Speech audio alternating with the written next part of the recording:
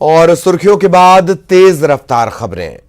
PM Modi आज video conferencing के जरिए NASSCOM technology and leadership forum को संबोधित करेंगे। दोपहर 12:30 बजे इस 3 दिवसीय कार्यक्रम में वो अपना भाषण देंगे।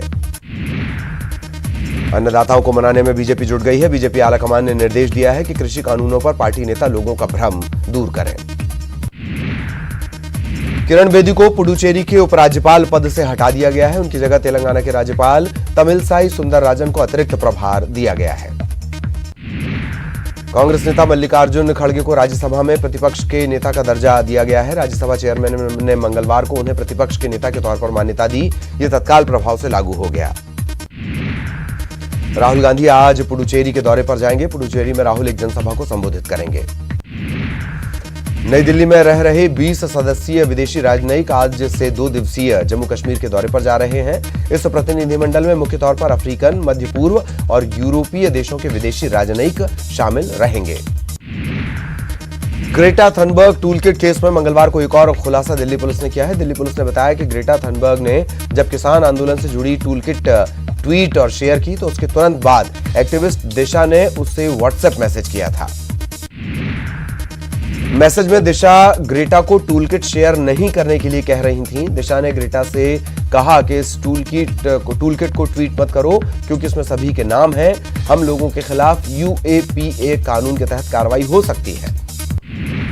टूलकिट केस में बॉम्बे हाई कोर्ट ने शांतनु मुल्क को 10 दिनों की ट्रांजिट अग्रिम जमानत दे दी है। दिल्ली पुलिस की साइबर सेल ने शांतनु के खिलाफ गैर जमानती वारंट जारी किया था। टूलकिट कांड को लेकर दिल्ली पुलिस ने जूम को चिट्ठी लिखी है। मीटिंग में शामिल लोगों के बारे में जूम से जानकारी मांगी गई है। टूलकिट कांड में यह बात सामने आई है कि 11 और 22 जनवरी को जूम प्लेटफॉर्म पर मीटिंग की गई थी। जम्मू कश्मीर के अनंतनाग के बिजबेहरा इलाके में आतंकियों ने एक IED ब्लास्ट को अंजाम दिया है। कम क्षमता की इस IED का इस्तेमाल मिनी ट्रक पर रखकर किया गया था। LAC के सबसे विवादित इलाके फिंगर एरिया से चीनी सेना ने अपने सैनिकों और बंकर्स के साथ मिसाइल बेस और तोपखाने को हटा लिया है। अगले कुछ दिनों में चीनी सेना पूरी तरह से फिंगर एरिया को खाली करने जा रही है। चीनी सेना ने फिंगर 7 से अपना मिसाइल बेस और तोपों को हटा लिया है। पिछले 9 महीने से चीनी सेना ने फिंगर 7 पर अपनी तोप लगा रखी थी। इसे डिसएंगेजमेंट समझौते के बाद हटा लिया गया। जोधपुर जेल में बंद आसाराम की तबीयत अचानक बिगड़ गई। आसाराम को महात्मा गांधी अस्पताल की इमरजेंसी में भर्ती करवाया गया। बताया जा रहा है कि आसाराम को सांस लेने में दिक्कत आ रही है। इससे पहले तबीयत अचानक बिगड़ने की सूचना पर आसाराम को जेल डिस्पेंसरी में प्राथमिक उपचार दिया गया था। आसाराम नाबालिग के साथ यौन शोषण के आरोप में आजीवन कारावास की सजा भुगत रहा है। साल 2013 में एक नाबालिग लड़की ने जोधपुर के निकट मनाई आश्रम में आसाराम पर यौन शोषण के आरोप लगाए थे।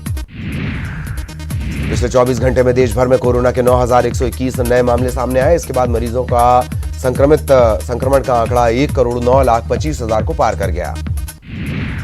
पिछले 24 घंटे में कोरोना से 81 लोगों की जान चली गई। इसके बाद संक्रमितों की मौत का आंकड़ा 1,55,813 पर पहुंच गया। टीम इंडिया ने दूसरे टेस्ट में इंग्लैंड को 317 रन से हराकर 4 मैचों की सीरीज में 1-1 की बराबरी कर ली है। 89 साल में इंग्लैंड के खिलाफ भारत की यह सबसे बड़ी जीत है। अश्विन को मैच में 96 रन देकर 8 विकेट लेने और भारत की दूसरी पारी में शतक जमाने के लिए मैन ऑफ द मैच चुना गया। पहली पारी में अश्विन ने 5 विकेट चटकाए थे, जबकि दूसरी पारी में उन्होंने 3 विकेट झटके। इंग्लैंड की दूसरी पारी में सभी 10 विकेट भारतीय स्पिनर्स ने लिए। अपना पहला टेस्ट मैच खेल रहे अक्षर पटेल ने दूसरी पारी में 5 विकेट समेत कुल 7 विकेट लिए। और सीधी में दर्दनाक बस हादसे में दोबारा सर्च ऑपरेशन शुरू कर दिया गया है। रात होने के चलते सर्च ऑपरेशन रोक दिया गया था। 2 और लोगों के शव निकाले गए। बड़ा अपडेट आपको बता दें, सबसे बड़ा अपडेट इस वक्त न्यूज 18 मध्य प्रदेश छत्तीसगढ़ पर। अब तक 39 लोगों की मौत हो चुकी है।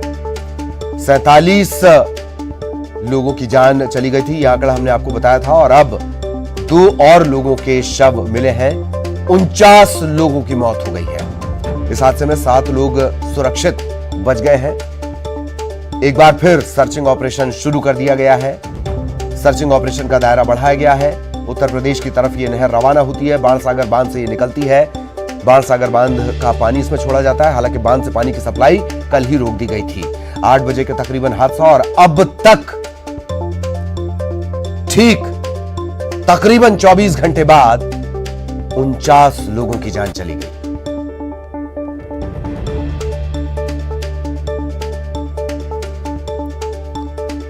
दोबारा सर्च ऑपरेशन शुरू कर दिया गया है।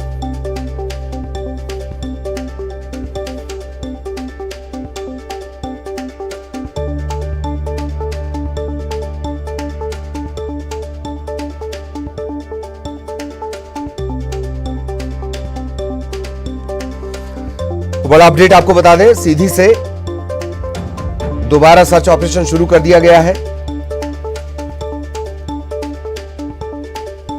49 लोगों की जान अब तक जा चुकी है। घटनाक्रम था तो उस घटनाक्रम में लगभग 7 लोग मिसिंग थे, तो उसी आधार पर रेस्क्यू अर्ली मॉर्निंग स्टार्ट कर दिया गया है। वर्तमान समय तक के इसमें 2 बॉडी इसमें रिकवर हो गई है, एक जो है सीधी जिले में और एक जो है टनल हमारी क्लोज ओपन होती है जो कि गोविंदगढ़ थाना क्षेत्र जिला रीवा लगता है, वहाँ है। और साथ ही साथ जो है एसडीआरएफ की टीम जो है हमारी रीवा, सीधी, सिंगरौली और जबलपुर की टीम अपने काम कर रही है, साथ ही साथ एनडीआरएफ की टीम भी अपना अपना काम कर रही है।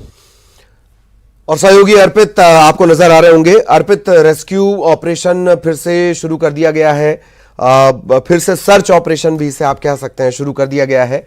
49 लोगों की मौत हो गई, और क्या कुछ अपडेट? जी बिल्कुल ललित, आपको बता दें जैसा कि कल एक बड़ा हादसा हुआ था जिसमें बस नहर में जा गिरी थी, और इसमें अब कल जैसा कि शाम तक हमने पूरा अपडेट लिया था तो 47 डेड बॉडी मिली थी, जिसके बाद रामपुर नैकिन सामुदायिक स्वास्थ्य केंद्र में इनका पंचनामा कराया गया था। और अब आज सुबह फिर से 7 बजे ही पुलिस के द्वारा एनडीआरएफ और एसडीआरएफ की टीम के द्वारा यहाँ पर रेस्क्यू ऑपरेशन शुरू कर दिया गया है। रीवा, सीधी, सिंगरौली, जबलपुर तक की टीम एनडीआरएफ और एसडीआरएफ की आई हुई है और इनके द्वारा लगातार रेस्क्यू किया जा रहा है। इसमें आज सुबह से अब तक 2 डेड बॉडी मिल चुकी हैं। एक डेड बॉडी जो कि रीवा जिले के गोविंदगढ़ थाना क्षेत्र में मिली है और एक सीधी के बघवार में मिली है, जहाँ पर तकरीबन 10 से 12 साल का एक बच्चा था जिसकी डेड बॉडी सीधी में मिली है। और इसके अलावा लगातार पुलिस विभाग के द्वारा एसडीआरएफ और एनडीआरएफ लगातार नजर बनाए हुए हैं और यहाँ पर पुलिस विभाग के द्वारा लगातार की जा रही है रेस्क्यू लगातार। और इस पे अभी आगे लगभग जैसा कि हमने एडिशनल एसपी सीधी से बात की है तो उन्होंने बताया कि अभी भी 5 लोग लगभग मिसिंग हैं, तो ऐसे में लगातार रेस्क्यू जारी है। लगातार रेस्क्यू जारी है। क्या अर्पित ये अब साफ हो पाया है कि किस जिले के लोग हैं जो ये 49 जो लोगों की जान चली गई है, या अब कोई एक श्योर रिकॉर्ड है प्रशासन के पास कि कहां से लोग इस बस में सवार हुए थे, किस किस जिले से वो लोग थे अर्पित, या अभी भी हवा में तीर मारे जा रहे हैं?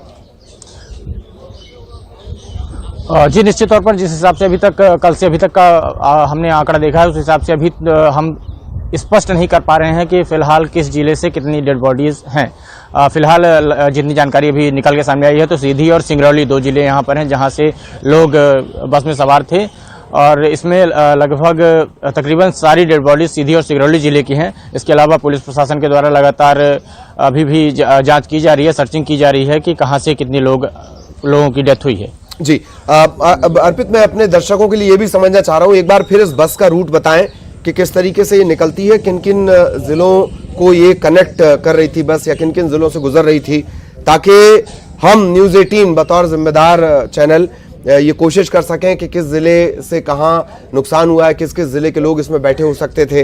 अर्पित जी बिल्कुल ललित, आपको बता दें कि यह बस सुबह 5:30 बजे की टाइमिंग थी सीधी से रवानगी की, जिसके बाद इसे सतना के लिए जाना था और रीवा जिला के बॉर्डर को से निकलना था। रीवा सीधी और सतना को से निकाल कर सतना पहुंचना था और इसमें तकरीबन 60 लोग, जैसा कि अभी तक के मामला सामने आया है, तो 60 लोग इस बस में सवार थे। तो अभी फिलहाल जो अभी हाल ही में जानकारी आई है तो इसमें 2-3 लोग, कुछ रीवा और छतरपुर के लोग भी बस में सवार थे और उनकी भी मौत की बात अभी तक सामने आई है। इसके अलावा अधिकांश लोग, लगभग 50 के करीबन जो लोग थे, 45 से 50, ये सीधी और सिंगरौली के लोग हैं। जी, सर्च ऑपरेशन के बारे में मुझे बताएं, तकरीबन कितने किलोमीटर का एरिया, नहर के एरिया में सर्च की हो रही है, कितने किलोमीटर के एरिया में ये सर्चिंग चल रही है, क्या क्या संसाधन वहां पर लगे हुए हैं, पानी का, चूंकि पानी की सप्लाई कल ही रोक दी गई थी, तो फिलहाल किस तरीके का वाटर लेवल है? मेरा ख्याल है काफी कम अब पानी बचा होगा नहर में, तो स्थिति बहुत जल्दी अब साफ हो जानी चाहिए। अर्पित। जी बिल्कुल ललित, आपको बता दूं जैसा कि बाणसागर डैम का पानी यहां पर नहर से निकला था, तो ऐसे में बाणसागर डैम को कल जैसे ही हादसा हुआ है तो तुरंत ही मुख्यमंत्री निर्देशन पर तुरंत ही बाणसागर डैम को बंद कर दिया गया था, जिसके बाद जल स्तर धीरे धीरे जैसा कि 30% न्यूज़ 18 के द्वारा ही जानकारी मिली थी, तो 30% जल स्तर था। तो ऐसे में जल स्तर कम हुआ और अब वर्तमान में अभी हम देख पा रहे हैं कि लगभग घुटनों के बराबर पानी आ गया है। और यहाँ पर हम अब कैमरा स्क्रीन पे दिखाएंगे भी कि बहुत ही कम जल स्तर हो गया है। और ऐसे में खोजबीन करने में भी लगातार गोताखोर की टीम लगी हुई है और खोजबीन करने में बिल्कुल आसानी होगी। ऐसे में एसडीआरएफ और एनडीआरएफ की टीम बिल्कुल नहर के किनारे ही चल रही है और इनके द्वारा लगातार रेस्क्यू किया जा रहा है और मृतकों को, शवों को बरामद करने की कोशिश की जा रही है। चलिए, बिल्कुल लगातार हमारे जो सहयोगी हैं, अर्पित हों, हरीश हों, राज हों, ये तीनों बिल्कुल तैनात हैं। किस तरीके का कहां का आंकड़ा निकल कर आता है, व्यवस्थाएं क्या हैं, अगर कोई अपने परिजनों के बारे में पूछताछ करने जा रहा है तो क्या व्यवस्थाएं, ये भी हम आगे आपको अपडेट करेंगे। शुक्रिया अर्पित, नजर बनाए रखें। खबर भोपाल से है। कोहे फिजा में आग लगने की जो घटना सामने आई थी, फिटनेस सेंटर के पास आग लगी थी। एक शादी समारोह में सिलेंडर फट गया था और उसके बाद ये आग लगी थी। आसपास के लोगों ने 40 लोगों की जान बचाई और खास बात ये कि एक जो व्यक्ति है इसने 25 से ज्यादा लोगों को साड़ी की एक रस्सी बनाकर 25 से ज्यादा लोगों को तीसरी मंजिल से नीचे उतारा है।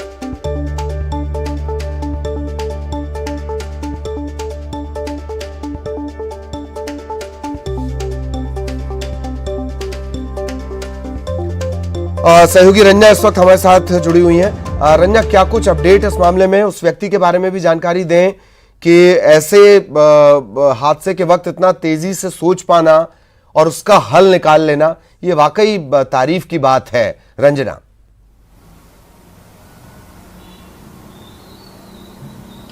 जी ललित, बिल्कुल कोहे फिजा में एक शादी हॉल था जहां पर सगाई का कार्यक्रम चल रहा था, लेकिन होटल प्रबंध अगर मालिक की बात करी जाए तो एक बड़ी लापरवाही यहां पर निकलकर सामने, जो कि ये कि काफी दिनों से रेस्टोरेंट चल रहा था, शादी हॉल चल रहा था, लेकिन ना तो शादी हॉल चलाने के लिए उनके पास लाइसेंस था और ना ही फायर एनओसी जो है शादी हॉल के पास थी। ऐसे में कई लापरवाहियां हैं जो कि शादी हॉल मालिक की तरफ से सामने आई है, लेकिन यहाँ पर एक कार्यक्रम के दौरान सिलेंडर फटने से बड़ा हादसा होने से जरूर टल गया, क्योंकि आसपास के जो लोग थे वो भी बहुत ज्यादा इस पूरे मामले को लेकर जागरूक नजर आए। और जैसे ही लोगों की चीखने चिल्लाने की आवाजें लोगों को सुनने में आई, वैसे ही जो आसपास के लोग हैं वो मदद करने के लिए शादी हॉल की तरफ बढ़े और अपने तरीके से तमाम लोगों ने जो उनको बचाने की कोशिश की। और इसी बीच जब फायर ब्रिगेड वहां पर पहुंच गई तत्काल सूचना पर, तो सीढ़ियों की मदद से जल्द से जल्द लोगों को नीचे उतारने की कोशिश की गई। हालांकि मुश्किलें बहुत थी, लेकिन खिड़कियों के कांच तोड़कर करीब 32 से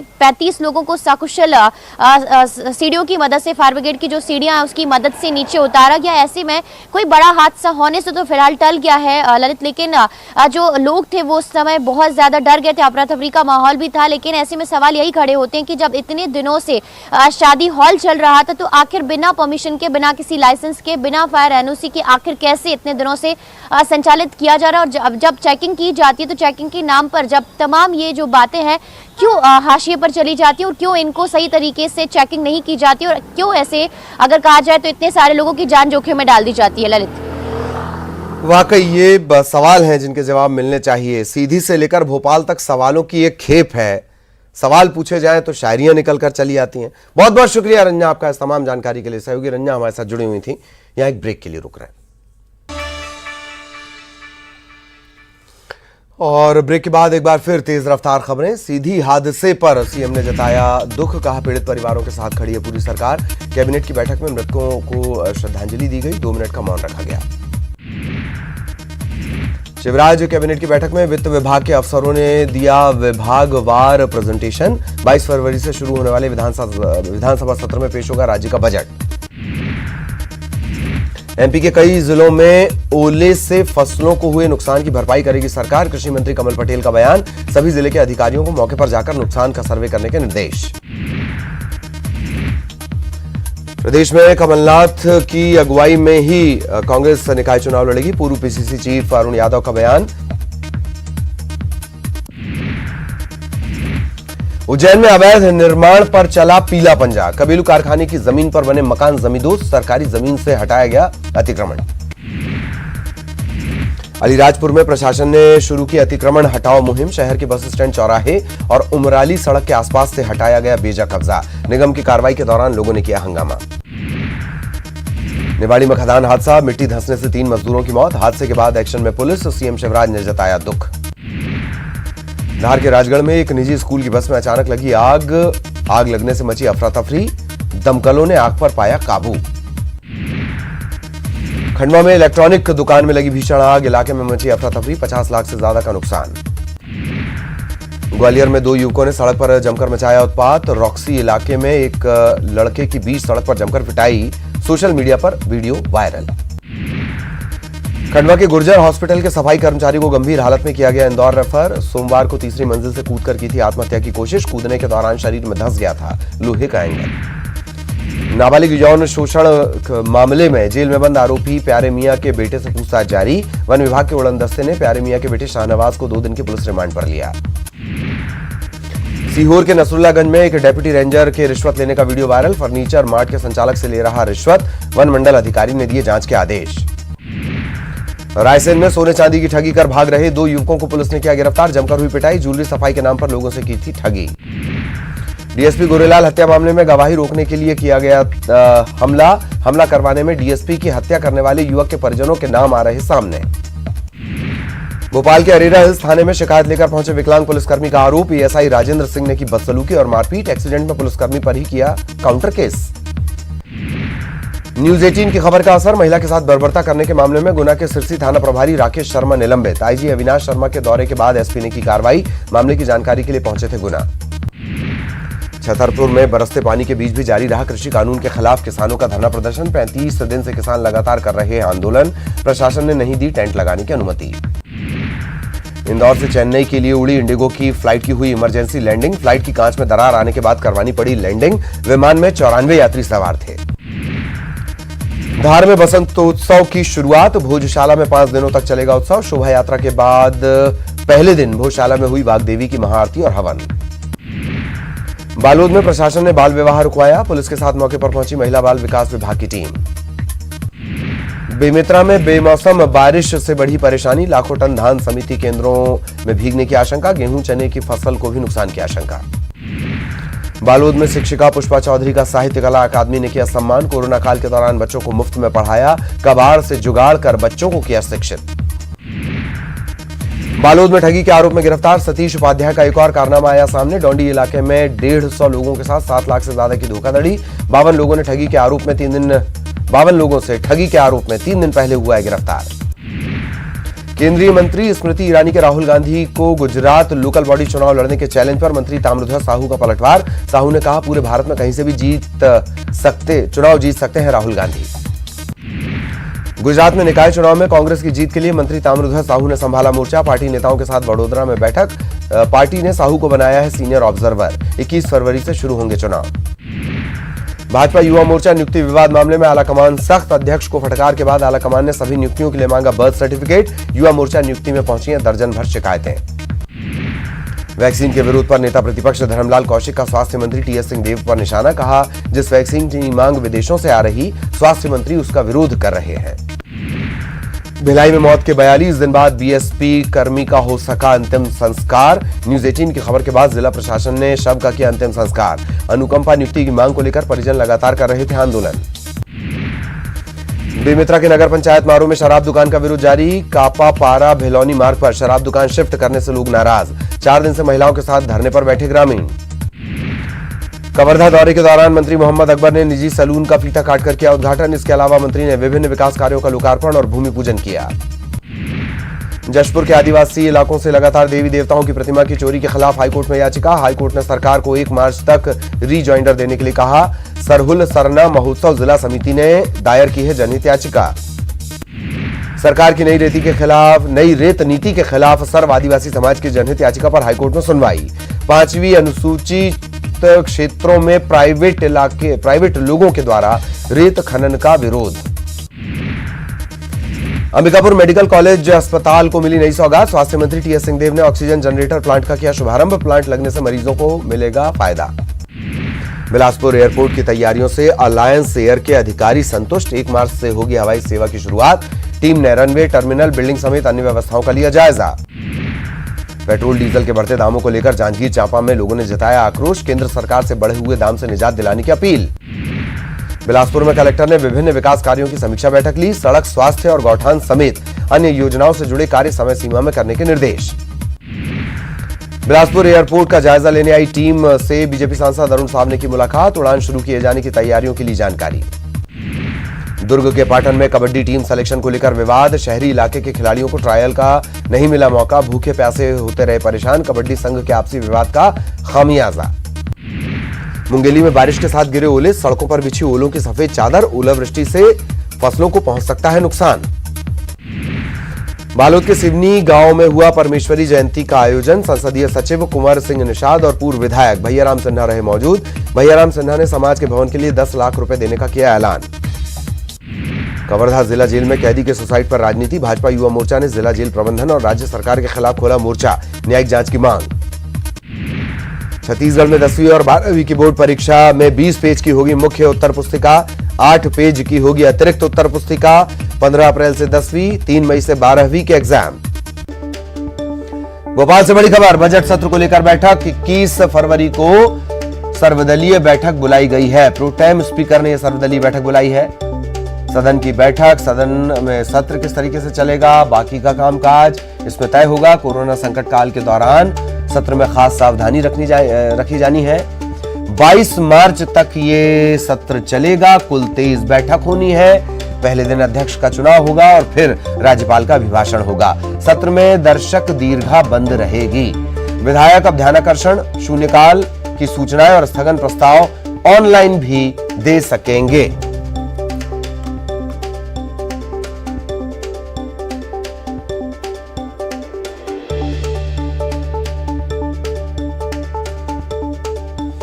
सहयोगी रंजना हमारे साथ जुड़ी हुई हैं। रंजना, पूरी जानकारी।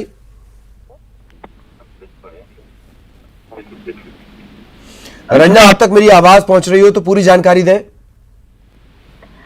जी ललित, बिल्कुल। बजट से पहले जो बजट सत्र की बैठक है वो होने वाली है और 21 को सर्वदलीय बैठक बुलाई है प्रोटेम स्पीकर रामेश्वर शर्मा ने, जिसमें सदन में जिस तरह से कामकाज होगा उसको लेकर जो रूपरेखा है वो तैयार यहाँ पर की जाएगी। खास करके कोरोना संकट काल के दौरान जब बजट सत्र होने जा रहा है तो ऐसे में कौन कौन सी सावधानियां हैं रखी जाएंगी, इसको लेकर भी सर्वदलीय बैठक में चर्चा की जाएगी। और इसके साथ ही जो बजट सत्र में 23 से ज्यादा जो बैठकें हैं वो होनी है, वो प्रस्तावित है, उसको लेकर भी इस बैठक में रूपरेखा तय की जाएगी। और फिर किस तरह से यहाँ पर क्योंकि कोरोना संकट काल है तो दर्शक दीर्घा बंद रहेगी, यानी बहुत कम लोगों की यहाँ बजट सत्र के दौरान एंट्री जो है वो की जाएगी। और दूसरी जो विधायक है उनके लिए भी थोड़े से फेरबदल जो है वो किए गए हैं, यानी अब ध्यानाकर्षण और शून्यकाल की जो सूचनाएं हैं और स्थगन प्रस्ताव है वो भी विधायक अब ऑनलाइन दे सकेंगे। यानी ज्यादा से ज्यादा कामकाज अगर ऑनलाइन किया जाए तो उस पर इस बार जो बजट सत्र है उसमें ध्यान दिया जा रहा है। उसी को लेकर जो है सर्वदलीय बैठक में इन तमाम बातों पर चर्चा की जाएगी। ललित, चलिए, बहुत बहुत शुक्रिया रंजना इस तमाम जानकारी के लिए।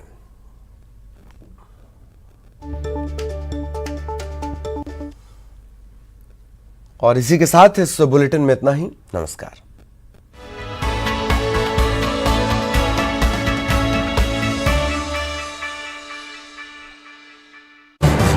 इस न्यूज के सह प्रायोजक